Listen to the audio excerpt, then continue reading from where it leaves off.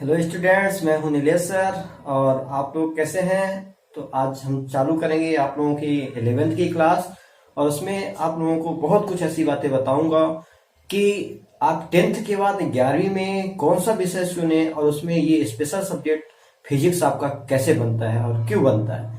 इसमें बहुत सारी ऐसी बातें हैं कि जो फिजिक्स आप लोगों के लिए एकदम महत्वपूर्ण सब्जेक्ट बन जाएगा। कुछ कुछ इसकी विशेषताएं हैं, उनके बारे में आज चर्चा करेंगे। तो आज 11th का पहला चैप्टर है भौतिक जगत और उसका मापन, जिसमें पहला उसका है परिचय, इंट्रोडक्शन।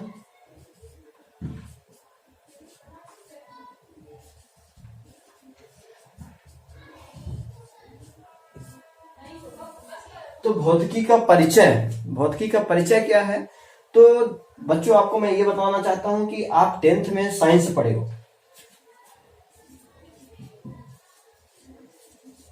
और उससे पहले आप जो है तो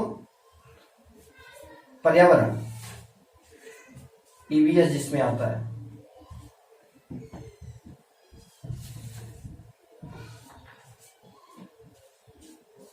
ये 1st to 5th क्लास तक पर्यावरण, उसके बाद 6 से 10 तक जो है तो साइंस आपको मिल जाती है।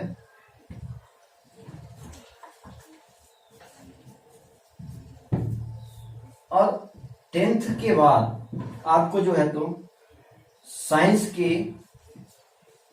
2-3 पार्ट होते हैं जिसमें आपको भौतिकी मिलती है।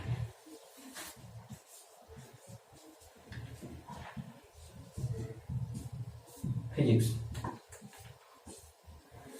तो बच्चों, मैं ये बताना चाहता हूं कि ये विज्ञान क्या है और विज्ञान के बाद फिर भौतिकी कैसे आ गई, भौतिकी के बारे में पढ़ना क्यों आवश्यक हो गया। तो आप लोग पहले विज्ञान के बारे में हम चर्चा कर लेते हैं। आप लोग क्योंकि पहले से पढ़ चुके हैं, फिर भी इसके बारे में थोड़ा सा डिस्कशन कर लेते हैं कि विज्ञान क्या है। तो आप लोग विज्ञान की परिभाषा ये पढ़े होंगे कि हमारे धरातल में, पृथ्वी पर प्रकृति के चारों ओर जो भी प्राकृतिक घटनाएं हो रही हैं, उन सब के बारे में क्रमबद्ध, सुसंगठित, सुव्यवस्थित ज्ञान को विज्ञान कहते हैं। ये था विज्ञान। अब विज्ञान के बाद भौतिकी कैसे आ गया, तो भौतिकी इसका कौन सा भाग हो गया। तो बच्चों, ये बताना चाहता हूं कि 10th के बाद जैसे आप 11th में जाते हैं तो यहां पे साइंस को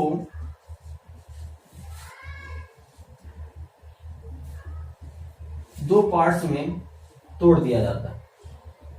पहला आता है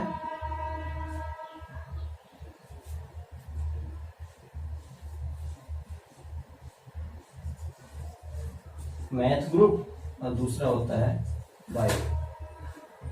ये साइंस के ही भाग हैं, मैथ ग्रुप और बायो ग्रुप। अगर 11th में आप साइंस लेना चाहते हैं तो जो मैथ सब्जेक्ट है जिनका, वो बच्चे भी साइंस के ही कहलाएंगे, यानी मैथ सब्जेक्ट भी साइंस के अंतर्गत आता है। तो अब आपको बताऊंगा मैं कि फिजिक्स की उत्पत्ति और फिजिक्स के बारे में हम कैसे आगे बढ़े, इसके बारे में ये जानना जरूरी होगा। तो भौतिकी क्या है? भौतिकी जो है एक्चुअल में, फिजिक्स जो है तो फ्यूसिस, ये ग्रीक भाषा का शब्द है फ्यूसिस, इससे मिलकर बना है फिजिक्स। फ्यूसिस नामक एक ग्रीक भाषा का शब्द है, इससे जो है तो फिजिक्स मिला है। इसका मतलब होता है कि पृथ्वी द्वारा उत्पन्न, यानी पृथ्वी के ऊपर जितनी भी घटनाएं होती हैं उन सब के बारे में अध्ययन करना वो फिजिक्स के अंतर्गत होता है। लेकिन इनमें यही परिभाषा तो विज्ञान की भी थी। तो विज्ञान और फिजिक्स में अंतर क्या हुआ? तो विज्ञान और फिजिक्स में अंतर ये हुआ कि हम पृथ्वी के ऊपर जो है जितने भी प्रकार की घटनाओं के बारे में अध्ययन किया जाता है, उसमें से आपको 95% निर्जीव वस्तुओं के बारे में पढ़ने को मिलता है। कौन सी वस्तुएं? निर्जीव वस्तु, नॉन लिविंग थिंग्स के बारे में अध्ययन करना, वो है फिजिक्स। जबकि विज्ञान में क्या होता था कि प्रकृति में जो भी घटनाएं हो रही, चाहे वो जीव वस्तु में हो रही हो या निर्जीव वस्तु में हो रही हैं, दोनों प्रकार की घटनाओं को अध्ययन किया जाता था, वो था विज्ञान। लेकिन जो फिजिक्स है उसमें 95% आप जो है तो अध्ययन करेंगे, वो निर्जीव वस्तुओं के बारे में अध्ययन करेंगे, वो है फिजिक्स। इसमें बहुत सारे उदाहरण हैं, जैसे इलेक्ट्रिक फैन चलता है और इस बोर्ड में अगर हम कोई भी लाइन अगर ड्रॉ कर रहे हैं तो ये हमें क्यों दिखाई दे रही है, कैसे दिखा रही है। यानी आप सुबह से लेकर शाम तक जितने भी कार्य करते हैं पृथ्वी के ऊपर, उनमें से 95% सारी वस्तुएं जो भी कार्य किए जाते हैं आपके द्वारा, वो सब निर्जीव वस्तुओं के बारे में अध्ययन किया जाना, वो सब फिजिक्स के अंतर्गत ही आता है। तो अब मैं इससे इसके दो घटक बता देते हैं फिजिक्स में। पहला घटक है, दो प्रकार की शाखाएं हैं, एक प्राचीन भौतिकी, प्राचीन भौतिकी को ही चिरसम्मत भौतिकी भी कहा जाता है।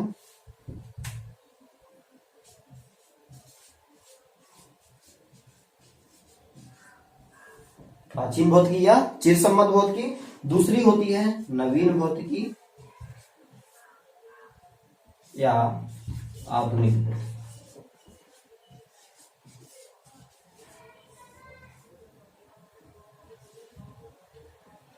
तो चिरसम्मत भौतिकी या आधुनिक भौतिकी। अब इस भौतिकी में दो पार्ट्स इसको क्यों करना पड़ा, क्योंकि देखिए प्राचीन भौतिकी क्या है, जब हम लोग नहीं थे, यानी हमारे जो दादाजी थे, परदादा जी थे, उस समय भी तो भौतिकी का उपयोग किया जाता रहा होगा। तो उस समय भौतिकी का उपयोग किस प्रकार से किया जाता रहा होगा, उसके अंतर्गत जो पढ़े होंगे वो सब प्राचीन भौतिकी के उपयोग में आएगा। जैसे मान लेते हैं ये व्हाइट बोर्ड है, अब इसकी लंबाई उस समय अगर प्राचीन भौतिकी की बात करते हैं तो इसमें पूछा जाए कि इस बोर्ड की लंबाई कितनी है, तो वो अंदाज से ये बता देंगे कि 4 बित्ते हैं या 2 हाथ है। लेकिन इसी तो प्राचीन भौतिकी में क्या बता रहा था कि अगर किसी भी दीवार की भी अगर लंबाई मापना है तो उसमें हम पुराने लोग ये बोल देते थे कि लगभग 5 हाथ है, 6 हाथ है, या कोई 1-2 किलोमीटर की लंबाई नापना है तो उसमें बोल देते थे 3 कोस है, 4 कोस है। लेकिन नवीन भौतिकी में वही मापन अगर करते हैं, इसी दीवार की अगर लंबाई नापना है, इस बेड की अगर लंबाई नापना है, तो इसको हम मीटर से, सेंटीमीटर से या फीट से मापते हैं। तो ये इस तरह का जो मापन पद्धति में बदलाव है, तो इसी कारण से इसको प्राचीन भौतिकी और नवीन भौतिकी में जो है तो बदलाव किया गया है, अलग अलग नाम रखा गया है। तो पुरानी पद्धति में भी मापन किया जाता था और नवीन पद्धति में भी मापन किया जाता है, लेकिन उसके मापने का जो तरीका है, उसकी भाषा शैली जो है वो अलग अलग होने के कारण इसको